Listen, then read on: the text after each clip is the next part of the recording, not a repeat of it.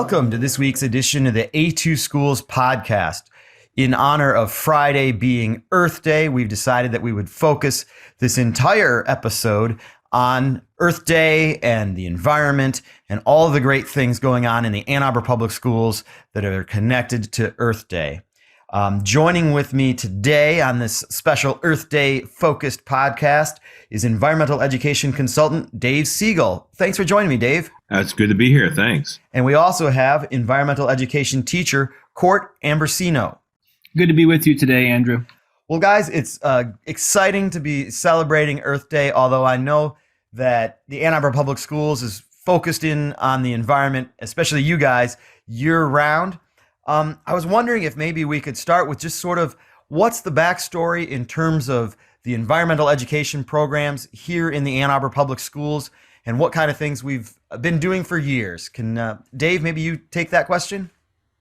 Sure. 25 years ago, I got on board with the program, and my boss at the time, Dr. Joe Riley, wanted to make sure that I knew that every day was Earth Day. And that was sort of the motto of our program. Our goal was to get students outside and experience the outdoors and value it and enjoy it and learn about it. And I've been doing that. I think now I've seen 30,000 students. So it's been a nice 25 years. That's amazing. And I'm assuming that while the goal of getting students out and about seeing nature is the same overall, I'm sure you have special targeted messages for the younger kids. And then as they get a little bit older, then the lessons get a little bit more advanced. Can you talk a little bit about sort of what kind of experiences students have gotten over the last 25 years? Right. It's all connected lessons to the curriculum that they're studying in their classroom for interdisciplinary, really, social studies and science. And so students, let's say they're studying winter birds, then we might take them to a place where they can experience winter birds. And we've been doing that at Kensington since 1968. And so they go there and actually have a bird land on their hand. And it's a sort of a lifetime memory for them. And it connects deeply. The whole class has the same experience, and the teacher can work off of that when they get back to the classroom. So there are lessons in the classroom ahead of the field trip. The field trip happens, and then review with the teacher after the field trip is done back in the classroom again.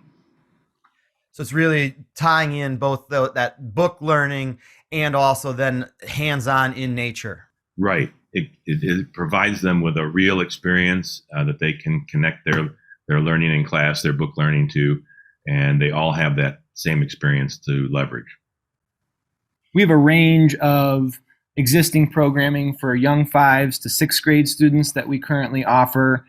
We utilize a lot of different sites around Washtenaw County to carry out that programming. Ann Arbor Public School sites, city sites, county parks, U of M property, and even metro parks. So a lot of different areas that we take students that fit best with what they're studying. We have a habitat study, and we have both a terrestrial and aquatic activity that our 3rd graders do. We have plant community studies. We have geology studies. Many people know about our winter survival activity that we do with our 5th graders. And our 6th grade is a hydrology study. So they learn about how stormwater moves through our watershed and about some of the ways that we can manage that water, slow it down, and clean it up before it gets to our waterways. Great. Sounds like there's really some good diversity in terms of the lessons plans, but also then the ages. So it's not just a one and done for students, that they get really a good growth throughout their years at Ann Arbor Public Schools, building on top of each other, finding the different parts of nature. Yeah, that's right. It really is a progression, and we see that, year after year as students learn and grow, we see their understandings grow. And that's, both because our field experiences are closely connected to the classroom curriculum, and also that we see them year after year and they get these memorable experiences and connect with different aspects of environmental education. And can you talk about then how we take that from those introductory phase, obviously with the little kids out at Kensington having a bird land on their hand, to then a more advanced lesson? What would a high schooler, for instance, what type of lessons might they get?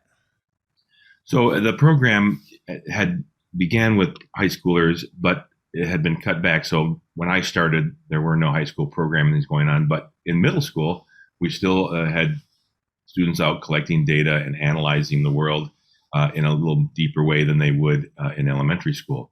And so I think we're going to get back to that high school component now. That's one of the things that we'll expand toward and gain back. And maybe Court can talk to a little bit about how that's happening even with the youth council. We're slowly moving in that direction at this moment. Yeah, one of our goals is to expand programming so that we're reaching more grade levels. Currently, we're serving young 5s to 6th grade students with an annual field experience, and we'd love to, in the future, have a pre-K to 12th grade progression of environmental education lessons. EE, the field of environmental education, is interdisciplinary, and it has different categories within it. And so as we look at our existing programming and plan for future expansion, we're thinking about how to round out those categories and have field experiences that support the development of environmental leaders and stewards, so that when students graduate, by the time they graduate from Ann Arbor Public Schools, they have a really well-rounded background in the field. Some of our programming for younger students target those categories like building awareness and knowledge of the environment, and even attitudes towards caring about it and protecting it. And then for some of our older students, we're thinking more about the categories of skill building and participation in action, so that students can really apply their understandings and their skills to real world issues, environmental issues that we have here in our community, and get some real practice at learning about, at studying and analyzing, and also taking some action to be able to protect and improve the local environment. Sounds great. Now, a couple of years ago, the Ann Arbor Public Schools brought online the Freeman Environmental Center out at the old Freeman School site. Can you guys talk about sort of what that facility has already enabled the district to do to expand environmental education efforts, and what you're seeing as potential going forward? Definitely. So the first phase of programming here at Freeman has been outdoor field trips. This year, for example, we ran about half of the 5th grade field trips, which is our winter survival experience here at Freeman.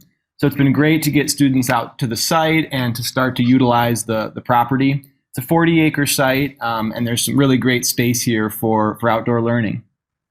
Some of our next steps. So we've moved into the building. First of all, our office is now here, and our program materials. 2 instructional spaces have been renovated, and our youth council, which is a high school leadership group for Ann Arbor Public School students, meets at the site. And we're starting to have some more projects happening. So we have a prairie restoration project that we have launched and is moving into its first growing season. So we have both native plant plugs or seedlings that have been planted last fall, and then other areas of the study plot that have been seeded with seed. So we're excited to see that start to grow this season. We have a carbon sequestration study going on, and we have a native plant nursery project that's launching this spring, where our high school youth council students are helping us grow some native plants that will go into the ground here at Freeman as part of a summer program through Rec and Ed. So those are some of the current happenings that we're really, really excited about as we get students to the site and into the building itself. Looking towards next year, we're hoping to have all 2nd graders visit here to Freeman for a full day of programming, and planning is underway for that, and we hope to be able to announce more details about that soon. Great. Now, for someone who hasn't been out to the Freeman site, Dave, can you talk a little bit about how what kind of diversity of wildlife and nature they might experience if they make it out to the Freeman Environmental Education Center? Sure. It's a beautiful site. We've had it since 1950. I think they built the building. Before that, it was farm And we've gotten some of the local records of the plants that grew at that time. But currently there's a forest of about 20 acres and a grassland, which was ball field, and some shrubby area. That's another 20 acres, so I think 40-acre total. And there's just a variety of wildlife. We put out a trail camera for the last 3 years. It sets off when something warm and moving goes in front of it, and we've seen fox and wild turkey and coyotes and deer and groundhogs, just amazing variety of birds.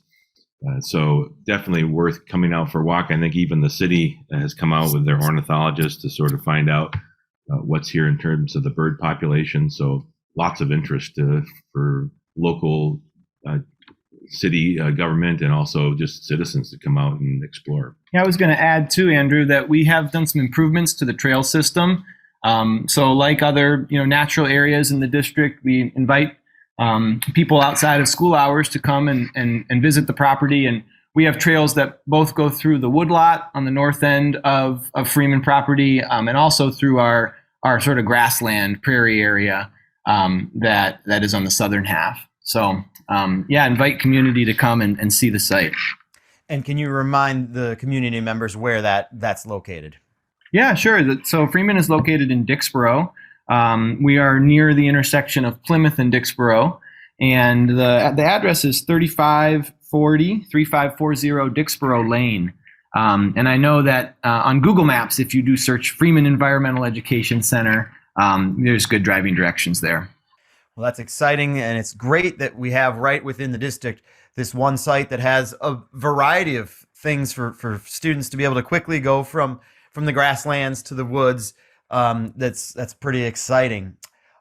Court, I know that you were talking earlier a little bit about the Youth Council, and I think if I remember correctly, the Youth Council is actually involved in some specific Earth Day activities this week. Can you talk about sort of what we can expect to see from that?